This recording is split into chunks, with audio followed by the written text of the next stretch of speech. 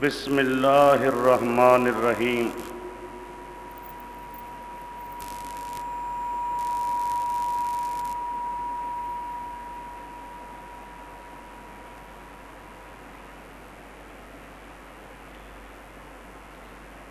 وفقیات جاہلیت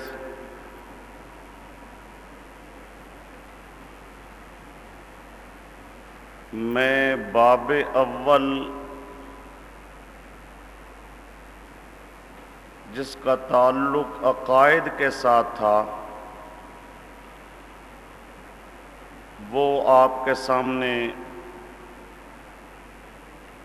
پیش ہو چکا ہے کہ توحید کے 2.5 درجوں میں مشرکین مکہ اہل اسلام کے موافق عقیدہ رکھتے تھے، اسی طرح تقدیر کے بھی قائل تھے۔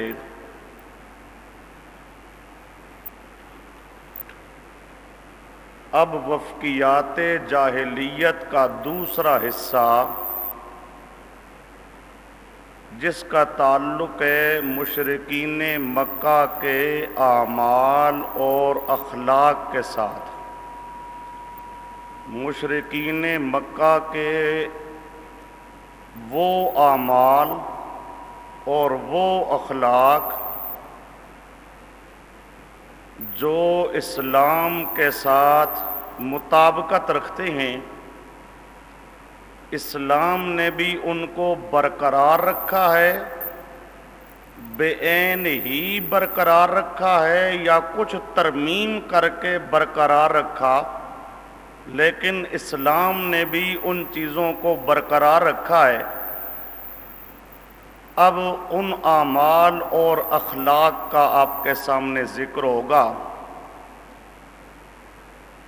اعمال میں سب سے پہلا نمبر ہے نماز کا۔ مشرکین مکہ نماز پڑھا کرتے تھے۔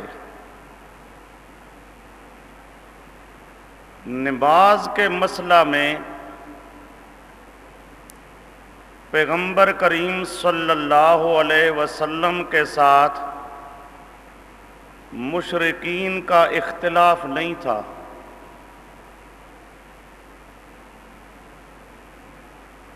نہ رسول پاک صلی اللہ علیہ وسلم نے ان کو نماز کی کبھی دعوت دی ہے، آؤ ہمارے ساتھ آ کے نماز پڑھو۔ مشرکوں کو نماز کی دعوت دینا یہ پیغمبر کریم کا طریقہ نہیں ہے۔ مشرکوں کو توحید کی دعوت دینا پیغمبر کریم کا طریقہ ہے۔ مشرکین عرب نماز پڑھا کرتے تھے۔ نماز کے مسئلے میں اہل اسلام کے ساتھ اختلاف نہیں تھا، نہ مسلمانوں نے مشرکوں کو کبھی نماز کی دعوت دی تھی۔ بات کو سمجھو، آج اگر کوئی آدمی نماز کی دعوت دیتا ہے مشرکوں کو اور پھر کہتا ہے کہ میں نبی پاک کے طریقے کے مطابق تبلیغ کر رہا ہوں، تو یہ پیغمبر کریم کے طریقے کے مطابق تبلیغ نہیں ہے۔ مشرکوں کو نماز کی دعوت دینا یہ نہ پیارے پیغمبر کا طریقہ ہے نہ پہلے کسی پیغمبر کا طریقہ ہے۔ مشرکوں کو پیغمبروں کا طریقہ ہے دعوت دینا توحید کی۔ اب سب سے پہلا عمل نماز۔ اس میں آپ کے سامنے پہلا ماخذ لکھا ہوا ہے۔ حضرت ابو ذر رضی اللہ تعالی عنہ حضور صلی اللہ علیہ وسلم کی ملاقات سے 3 سال قبل نماز پڑھا کرتے تھے۔ مسلمان ابھی ہوئے نہیں، دور جاہلیت میں ہیں، شرک کا زمانہ ہے، لیکن پھر بھی نماز پڑھ رہی ہیں، تو معلوم ہوتا ہے مشرک نماز پڑھا کرتے تھے۔ یہ مسلم شریف صفحہ 296، جلد نمبر 2۔ اسی طرح زید ابن عمرو ابن نفیل، زید ابن عمرو ابن نفیل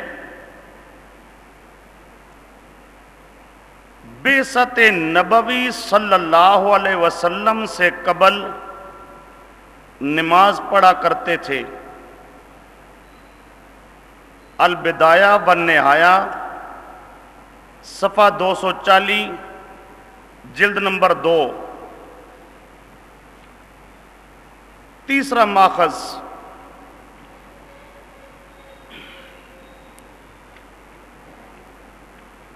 فَوَيْلٌ لِّلْمُصَلِّينَ الَّذِينَ هُمْ عَنْ صَلَاتِهِمْ سَاهُونَ، یہ سورۃ ماعون ہے۔ فَوَيْلٌ لِّلْمُصَلِّينَ، اس کا معنی ہے بربادی ہے ان نمازیوں کے لیے جو اپنی نماز سے غافل ہیں، بے خبر ہیں۔ جو نمازی اپنی نماز سے غافل اور بے خبر ہیں، ان کے لیے ویلن، بربادی ہے۔ اب یہاں مسئلہ چلتا ہے کہ یہ مصلین، نمازی جن کے لیے بربادی ہے، ان نمازیوں سے مراد کون ہے؟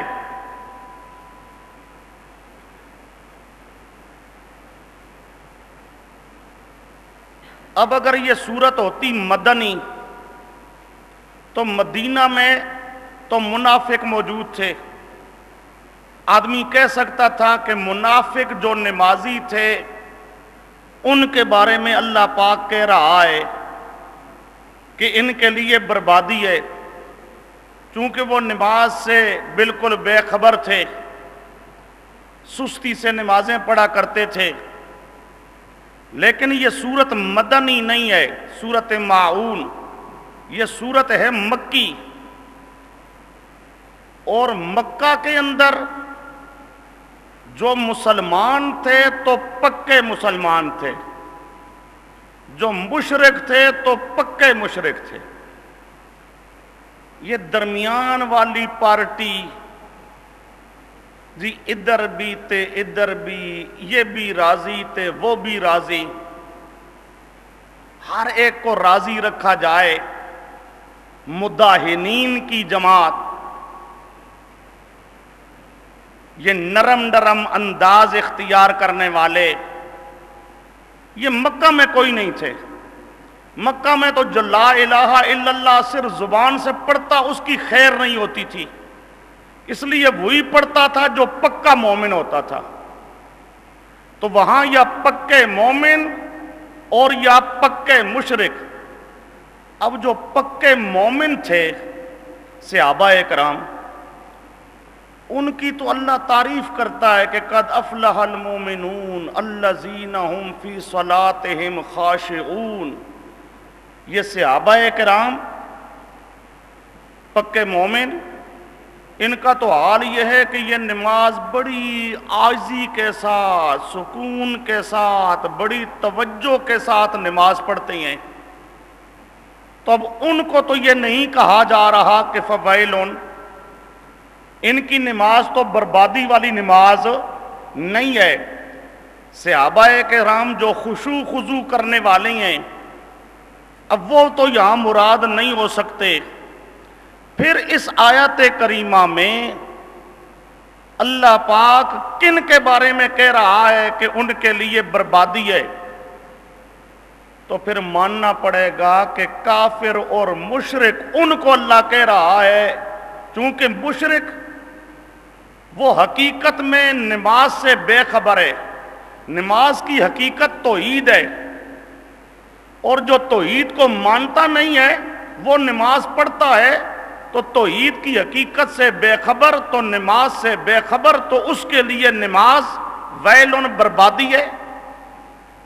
تو اس آیت کریمہ سے معلوم ہوا کہ فویل للمصلین، یہاں کافر اور مشرک ان کو کہا جا رہا ہے، اور وہ کافر اور مشرک بھی نماز پڑھا کرتے تھے۔ تو نماز کے مسئلے میں کوئی اختلاف نہیں تھا، نماز تو مشرک بھی پڑھا کرتے تھے۔ یہ آپ کے پاس عبارت لکھی ہے کہ جمہور کے قول کے مطابق یہ سورت مکی ہے، روح المعانی صفحہ 241 جلد نمبر 30۔ اب یہ سورت چونکہ مکی ہے اور مکہ میں صحابہ مومن کامل تھے، اصحاب خشوع تھے، نہ اصحاب سہو، تو مصلین سے مراد مشرکین مکہ ہیں جو نماز کی حقیقت سے غافل تھے، یعنی توحید سے۔ تو یہ آیت کریمہ بتاتی ہے کہ مکے کا کافر بھی نماز پڑھا کرتا تھا، مشرکین مکہ کے اندر بھی نماز کے پڑھنے کا رواج تھا۔ یہ 3 ماخذ، آگے ماخذ نمبر 4۔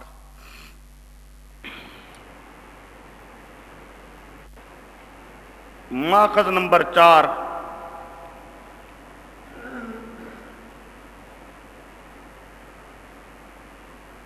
یہ حدیث ہے حضرت عمرو ابن ابسہ، صحابی ہیں پیارے پیغمبر کے۔ یہ جو آپ کے پاس نمبر 4 پہ حدیث لکھی ہے، اس حدیث کو بیان کرنے والے صحابی راوی حدیث کے حضرت عمرو ابن ابسہ رضی اللہ تعالیٰ عنہ، وہ فرماتے ہیں کہ رسول پاک صلی اللہ علیہ وسلم نے فرمایا کہ جب سورج طلوع ہو رہا ہو نا صبح کے وقت، تو طلوع کے وقت تم نماز نہ پڑھا کرو، طلوع کے وقت نماز نہ پڑھا کرو۔ کیوں؟ آگے رسول پاک فرماتے ہیں فَإِنَّهَا تَطْلُعُ بَيْنَ قَرْنَيِ الشَّيْطَانِ وَهِيَ السَّاعَةُ صَلَاةُ الْكُفَّارِ۔ کیوں؟ وہ جو طلوع کا وقت ہے، سورج جو طلوع کرتا ہے، بین قرنی الشیطان، قرنین تثنیہ، نون تثنیہ کی گر گئی ہے بوجہ اضافت کے، شیطان کے 2 سینگوں کے درمیان، شیطان کے 2 سینگوں کے درمیان سورج طلوع کرتا ہے۔ اور یہ جو ٹائم ہوتا ہے، یہ ساعت صلاۃ الکفار، یہ کافروں کی نماز کا وقت ہے، کافروں کی نماز کا وقت ہے۔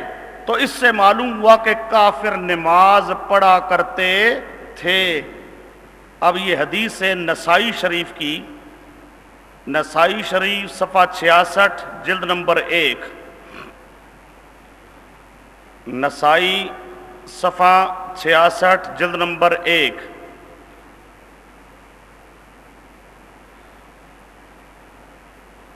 یہ پہلا عمل تھا جی نماز۔ نماز کے اندر مشرکوں کا مسلمانوں کے ساتھ کوئی اختلاف نہیں تھا۔ جس طرح مسلمان نماز پڑھا کرتے تھے تو مشرک بھی نماز پڑھا کرتے تھے۔ اب اس کے بعد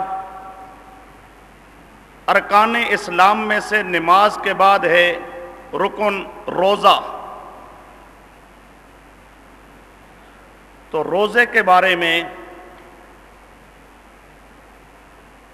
سمجھیے، مشرکین مکہ روزہ بھی رکھتے تھے،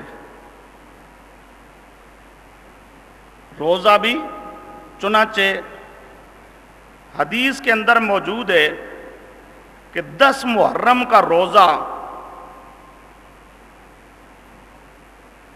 قریشی رکھا کرتے تھے، 10 محرم کا روزہ۔ اور رسول پاک صلی اللہ علیہ وسلم نبی بننے سے پہلے رسول پاک صلی اللہ علیہ وسلم بھی 10 محرم کا عاشورہ کا روزہ رکھتے تھے. 10 محرم کا عاشورہ کا روزہ رکھتے تھے. یہ بخاری شریف صفحہ 646 جلد نمبر 2. بخاری شریف صفحہ 646 جلد نمبر 2.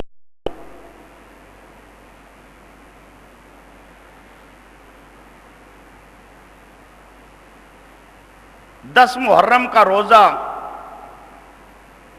ابھی رسول پاک کے نبی بننے سے پہلے کا چلا آ رہا ہے. جو مکے کے کافر اور مشرک تھے وہ بھی روزہ یہ رکھا کرتے تھے. تو معلوم ہوتا ہے مشرک روزے کے مخالف نہیں تھے، وہ روزہ رکھنے کے قائل تھے. اس سے یہ بھی معلوم ہوا کہ 10 محرم پہلے زمانے سے ایک عزت والا دن سمجھا جاتا تھا. آج کل لوگ سمجھتی ہیں کہ 10 محرم تو عزت والا اس لیے بن گیا ہے کہ حضرت حسین کی شہادت اس میں ہوئی ہے. یہ بات نہیں. حضرت حسین کی شہادت سے پہلے، بلکہ رسول پاک صلی اللہ علیہ وسلم کی نبوت سے بھی پہلے 10 محرم کو عزت کی نظر سے دیکھا جاتا تھا. لوگ 10 محرم کو روزہ رکھا کرتے تھے.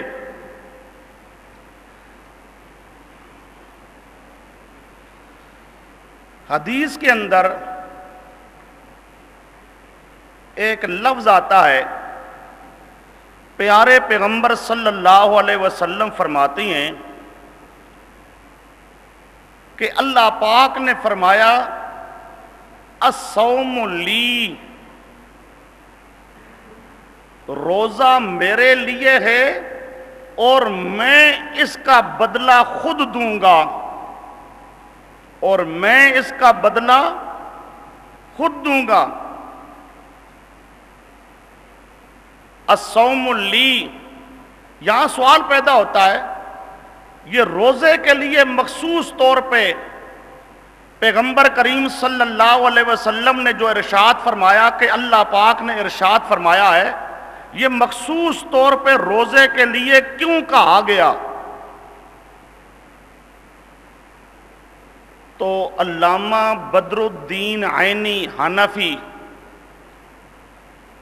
ان کی کتاب ہے بخاری شریف کی شرح عمدۃ القاری، بخاری کی شرح، اس کے اندر وہ لکھتی ہیں کہ اس کی وجہ یہ ہے لِأَنَّهُ لَمْ يَعْبُدْ أَحَدٌ غَيْرَ اللَّهِ بِالصَّوْمِ، لِأَنَّهُ لَمْ يَعْبُدْ أَحَدٌ غَيْرَ اللَّهِ بِالصَّوْمِ.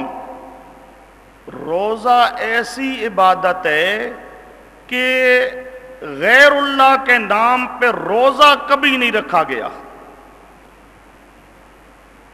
فَلَمْ يُعَزِّمْ الْكُفَّارُ فِي عَصْرٍ مِّنَ الْآثَارِ مَعْبُودًا لَهُمْ بِالصِّيَامِ. باقی جتنی عبادتیں ہیں غیر اللہ کے نام پہ عبادتیں مشرک کیا کرتے تھے، لیکن روزہ والی عبادت ایسی ہے کہ روزہ اگر مشرک نے بھی رکھا ہے تو اللہ کے لیے رکھا ہے. روزہ کبھی غیر کے لیے نہیں رکھا گیا.